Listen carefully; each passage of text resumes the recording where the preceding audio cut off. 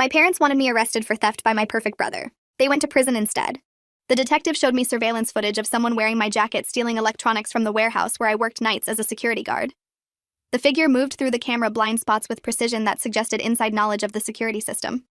I recognized my jacket immediately, because my boyfriend Nathan had sewn a patch over the torn elbow just 2 weeks earlier. The problem was I had been at the hospital getting stitches for a laceration on my hand during the exact timestamp on that footage. I had the medical records and the discharge papers and 3 nurses who remembered me because I kept apologizing for bleeding on their floor. Detective Graham looked at my documentation and then back at the footage and asked who else had access to my jacket. I said it hung in the employee locker room where anyone could grab it. He asked if I had enemies at work, and I almost laughed because I barely spoke to anyone there. I worked the overnight shift from 11 until 7 and spent most of my time doing rounds and filling out incident reports. The stolen items were worth $40,000 in laptops and tablets and high-end audio equipment that disappeared over a 3-month period. Graham said the thief knew exactly when shipments arrived and which containers held the most valuable merchandise. He said it was clearly an inside job and the jacket pointed directly at me. I told him to check my financials because I had nothing to hide. I lived in a studio apartment and drove a 15-year-old sedan, and my bank account usually hovered around $800. Graham said he would investigate further, but I should not leave town. I walked out of the police station feeling sick because I knew someone had set me up deliberately. My phone rang before I even reached my car. My mother's voice came through sharp and urgent, asking where I was and why the police had called asking about me. I explained what happened, and she went silent for a long moment before asking if my brother Derek might have borrowed my jacket. The question landed strange because Derek lived 2 hours away in the city and had not visited in months. I asked why she would think that, and she said Derek had mentioned needing money recently. She told me to come to their house immediately because we needed to discuss this as a family. I drove there feeling increasingly uneasy because my parents had never included me in family discussions before. Derek was the golden child who graduated from private university and worked in finance and drove a luxury car. I was the one who barely finished community college and worked security jobs and disappointed them constantly just by existing. When I arrived, both my parents and Derek were sitting in the living room looking serious. My father gestured to the empty chair and said we had a problem that required careful handling. Derek looked uncomfortable and would not meet my eyes. My mother said the police had evidence against me and we needed to protect the family reputation. I said the evidence was wrong because I had an alibi, and Derek finally looked up and said he had borrowed my jacket 3 months ago and forgot to return it. The admission hung in the air for several seconds before I understood what he was actually saying. Derek had my jacket during the time period when the thefts occurred. Derek had access to the warehouse because he handled their accounting and came in periodically for inventory audits. Derek knew the security blind spots and the shipment schedules and exactly which containers held valuable merchandise. My father cleared his throat and said we needed to think about this logically and not jump to conclusions. My mother said Derek had made some investment mistakes and needed money temporarily, but he was fixing the situation. I asked if they were seriously suggesting Derek had stolen $40,000 worth of equipment from my workplace while wearing my jacket. Derek said it was not that simple and he had planned to pay everything back before anyone noticed. My father said the real problem was the police now had footage of my jacket and my employment records, and they would come after me unless we managed the situation carefully. I stood up because I suddenly understood where this conversation was heading. My mother grabbed my arm and pulled me back down and said we needed to discuss options as a family. She said Derek had too much to lose with his career and his reputation and his future. She said I was stronger and could handle difficult situations better than Derek. I laughed because the absurdity was too much. I asked if she was suggesting I take the blame for Derek's theft. My father said no one was suggesting anything yet, but we needed to consider all possibilities. He said Derek had built a life that could be destroyed by criminal charges while I was still finding my path. He said it would be easier for me to recover from legal trouble than it would be for Derek. My mother said they could help me through the process and make sure I had good legal representation. Derek finally spoke and said he never meant for me to get involved, and he was sorry the police found the jacket. I asked what he did with the stolen equipment, and he admitted he had sold it through contacts he met through his investment work. He said he owed money to people who could ruin him professionally, and he had panicked. My father said Derek had already repaid most of the debt and just needed time to resolve the remaining issues. I asked how much time, and Derek said maybe 6 months. My mother said 6 months in minimum security would not be that bad, and I could use the time to think about my future direction. I stared at her because I could not believe she was actually suggesting I go to prison for Derek. She said they would support me financially and make sure I had everything I needed, and when I got out, they would help me find a better job. I asked what about my actual job and my actual apartment and my actual life. My father said those were temporary things that could be rebuilt. He said family loyalty was permanent and more important than any job. I walked out of their house and got in my car and sat there shaking with rage and disbelief. Nathan called because I was supposed to meet him an hour earlier and I had not answered his texts. I told him what happened and he went silent and then said he would come over immediately. He showed up at my apartment with food and sat with me while I explained the entire conversation again because I still could not process it. Nathan said my parents were insane if they thought I would confess to crimes I did not commit. He said Derek was a criminal and my parents were accessories for trying to cover it up. I said they were family and maybe I owed them something after all the years they supported me. Nathan grabbed my face and made me look at him and said they had never actually supported me. He said they favored Derek my entire life and now they wanted me to sacrifice my freedom to protect his career. He was right, but saying no to my parents felt impossible after spending 28 years trying to earn their approval. Nathan said I needed to tell Detective Graham everything immediately before my parents pressured me into doing something stupid. I promised I would, but I needed one night to think it through. He made me promise again and then stayed over because he did not trust me to not answer if my parents called. Detective Graham called me at 8 the next morning and said he needed to ask me some follow-up questions. I agreed to come in that afternoon after my shift ended at the warehouse. Nathan drove me because he did not trust me to not chicken out. In the station, Graham had more footage ready, and this time he showed me angles that captured the thief's build and height. He said the person in my jacket was approximately 6 feet tall and moved with athletic confidence. I was 5'6" and had never been athletic in my life. Derek was 6'1" and played tennis every weekend. Graham asked if I had any brothers or male relatives who might have access to my jacket. I hesitated because once I said Derek's name, there was no taking it back. Nathan squeezed my hand and I told Graham everything. I explained Derek's finance job and his access to the warehouse for inventory audits and his recent money problems my mother mentioned. Graham took notes without interrupting and then asked if I had proof Derek borrowed my jacket. I said only my parents' admission during our conversation yesterday. Graham said that was hearsay and not admissible, but it gave him direction for investigation. He said he would pull Derek's entry logs for the warehouse and compare them to the theft dates. He told me not to discuss this with my family, and especially not with Derek. I agreed and left feeling both relieved and terrified about what I had just started. My mother called me 6 times that night and I did not answer. She left voicemails saying we needed to talk urgently, and I was making a mistake by not cooperating with the family plan.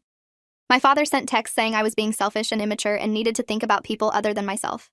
Derek sent one message saying he hoped I understood he never wanted to hurt me, and he would find another way to fix everything.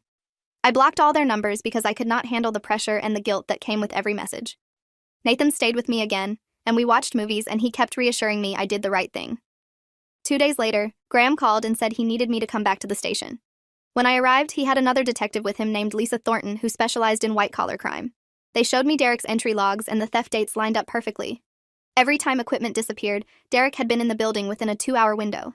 They had contacted the company Derek claimed to have sold the equipment through, and those people had no record of any transactions with Derek. Graham said they were investigating alternative buyers and the money trail was leading somewhere unexpected. Thornton asked about my parents' financial situation and whether they owned any businesses.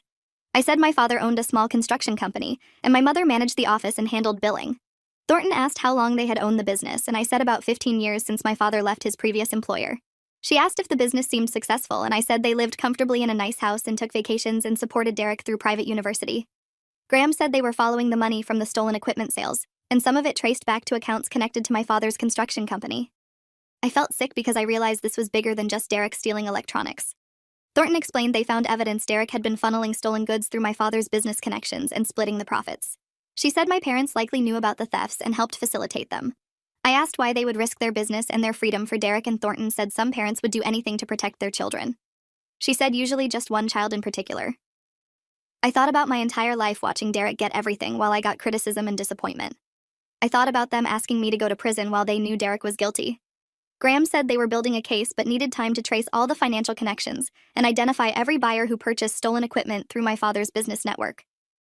My parents showed up at my apartment 3 days later. Nathan was at work and I was alone when they knocked and kept knocking until I finally opened the door. My mother pushed past me and my father followed and they both looked furious. My mother said I had talked to the police again and betrayed the family. I asked how she knew and she said Derek's lawyer had been contacted by investigators asking about financial transactions. My father said I had destroyed everything they built and ruined Derek's life out of jealousy and spite. I told them Derek ruined his own life by stealing and they ruined theirs by covering for him. My mother slapped me hard enough that my head snapped to the side. She said I had always been ungrateful and spiteful, and this proved she should have been harder on me as a child. My father grabbed her arm and pulled her back and told her to calm down. He turned to me and said they could still fix this if I cooperated. He said if I recanted my statement and told the police I had been confused or mistaken, they would drop the investigation into Derek. He said they had lawyers working on it and they just needed me to stop talking to investigators. I told them I was done protecting Derek and done letting them treat me as expendable. My mother said if I did not help them, she would make sure I regretted it. I told them to leave and my father said I would never be welcome in their house again. I said that was fine because I never felt welcome anyway. The harassment started immediately. My mother called my supervisor at the warehouse and told him I had been stealing equipment and blaming innocent people. My supervisor Gary called me into his office looking concerned and asked if there was something I needed to tell him. I explained the entire situation and showed him the police reports and Detective Graham's contact information. Gary said he would verify everything with the police before making any decisions. He looked disappointed that my own mother would try to sabotage my employment. 2 days later, my mother called my landlord and said I was dealing drugs from my apartment and he should evict me before the police raided the building. My landlord, Mr. Nguyen, had known me for 3 years and did not believe her, but he said he had to document the complaint. My father called Nathan's workplace and told his supervisor that Nathan was dating a criminal and his judgment was questionable. Nathan's supervisor laughed and told my father to stop harassing his employees before she filed a complaint.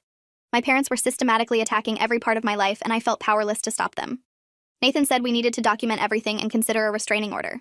I said that felt extreme, but he pointed out my mother had physically assaulted me and my parents were making false accusations to destroy my livelihood. Detective Graham called me a week later and said the investigation had expanded significantly. They traced the stolen equipment sales through a network of buyers connected to my father's construction business. Some of the buyers were legitimate business owners who purchased the equipment thinking it was surplus stock from my father's projects. Other buyers knew they were purchasing stolen goods and paid reduced prices. Graham said my father had been using his construction company as a front for moving stolen merchandise for years. Derek was just the latest supplier, but there had been others before him. Thornton explained they found records of similar thefts at other warehouses and retail locations where my father's company did contract work. She said my father would hire temporary workers who gained access to security systems and inventory records, and then disappeared after merchandise went missing. My parents had been running a theft and resale operation disguised as a legitimate construction business. I asked how they had gotten away with it for so long, and Thornton said they were careful and kept the individual thefts small enough to avoid major investigations. Derek's theft was actually sloppy compared to their usual operations. She said Derek had panicked about his investment debts and stolen too much too quickly without following my father's careful methods. The evidence they showed me was overwhelming. Bank records, emails between my father and various suppliers, invoices for equipment that never appeared on construction sites, and testimony from buyers who had been caught with stolen goods. My mother had handled all the bookkeeping and created fake paper trails to make the stolen merchandise look legitimate. She had invoices showing my father's company purchased equipment from wholesalers, but the wholesalers had no record of those transactions. The money from the stolen goods went into offshore accounts and then filtered back through the construction company as apparent profit. Thornton said my parents had made over $200,000 from theft and resale operations in the past 5 years alone. She said they were facing multiple felony charges including theft, money laundering, fraud, and racketeering. Graham asked if I had ever suspected my parents were criminals, and I said no. I thought my father ran a successful construction business through hard work and good connections. I never questioned why they had money for Derek's private school and luxury car, but not enough to help me with community college tuition. Thornton said parents who favor one child often funnel resources to that child at the expense of others. She said my parents had built their criminal operation partially to fund Derek's lifestyle and keep him dependent on them. My parents were arrested on a Wednesday morning at their house. Derek was arrested at his office in the city that same day. All three were charged with organized theft, money laundering, fraud, and various other crimes. The local news covered the arrests because my father's construction company had worked on several public projects, and the scale of the theft operation was significant. I watched the coverage and saw my parents being led out of their house in handcuffs and felt nothing but emptiness. Nathan held my hand and said I did the right thing by telling the truth. I said it did not feel right because my entire family was going to prison. He said they made their choices and I just refused to suffer for those choices. The prosecutor's office called me the next day and said they wanted me to testify about the conversation where my parents asked me to take the blame for Derek. I agreed because I was already too deep into this to back out. The prosecutor's name was Jennifer Whitmore, and she explained my testimony would help establish my parents' consciousness of guilt and their willingness to obstruct justice. She said the conversation proved they knew Derek was guilty and were actively trying to protect him by sacrificing me. The preliminary hearings happened over the next 2 months. I attended Derek's hearing and watched him sit at the defense table looking small and defeated. His lawyer argued Derek had made one mistake under financial pressure and did not deserve to have his life destroyed. The prosecutor presented evidence of Derek's involvement in my father's larger theft operation, including texts where Derek discussed selling stolen goods through my father's contacts. The judge denied bail because Derek was considered a flight risk given his financial connections and resources. My parents' hearing happened a week later, and I sat in the back row watching them answer questions from the judge. My mother cried and said she had only tried to protect her family. My father maintained he ran a legitimate business and any stolen goods had been acquired unknowingly through suppliers he trusted. The prosecutor presented the emails and bank records and invoices that proved systematic criminal activity over multiple years.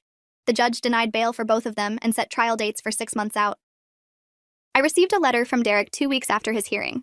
The return address showed the county jail, and I almost threw it away without opening it. Nathan said I should at least read what he had to say. The letter was 3 pages long and started with Derek apologizing for everything. He said he had gotten involved with the wrong people and made bad investments, and when he lost money, he panicked. He said our father offered to help him and introduced him to buyers who would purchase merchandise without asking questions. Derek wrote that he did not know about the larger theft operation until after his arrest when prosecutors showed him evidence of our parents' activities. He said he thought he was just selling stolen equipment to make back his investment losses.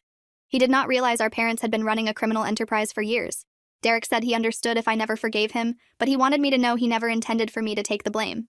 He said when the police started investigating and our parents suggested I confess, Derek had argued against it, but our parents had insisted I was stronger and could handle prison better than Derek could handle losing his career. Derek wrote that he realized now our parents had manipulated both of us our entire lives. He said they had made him dependent on their money and their approval while making me independent through neglect. Neither of us had been truly loved, just used in different ways. I read the letter 3 times and still felt mostly anger. Derek had stolen using my jacket and my employment access, and then sat silently while our parents suggested I go to prison for him. He might have argued against it, but he had not refused it outright. He had not called the police himself and confessed. He had waited until I made the decision to tell the truth, and only then did he claim to feel guilty. I wrote back a short response saying I appreciated his apology, but I needed time before I could consider forgiveness. I said he should focus on taking responsibility for his own actions rather than blaming our parents' manipulation. I mailed it and tried to move forward with my life. The warehouse promoted me to head of security because I had helped expose the theft operation and proven my reliability. The promotion came with a significant raise and better hours. Nathan and I moved into a larger apartment together, and I started taking online classes toward finishing my bachelor's degree. Life was improving, but I still felt the weight of knowing my entire family sat in jail awaiting trial. The trials finally began 9 months after the initial arrests. Derek's trial went first because the evidence against him was most straightforward. He pleaded guilty to theft and money laundering and agreed to testify against our parents in exchange for a reduced sentence. The judge sentenced him to 4 years in prison with possibility of parole after 2 years. Derek looked at me during sentencing and mouthed sorry, but I did not acknowledge him. My parents' trial took 3 weeks and involved testimony from dozens of witnesses, including buyers, warehouse workers, and financial experts. I testified about the conversation where they asked me to take the blame for Derek. Under oath, I described exactly what my mother said about me being stronger and better able to handle prison. I described my father's claim that Derek had more to lose because of his career. The defense attorney tried to suggest I was biased because I resented my brother's success. I said I resented being asked to sacrifice my freedom to protect someone who had committed crimes.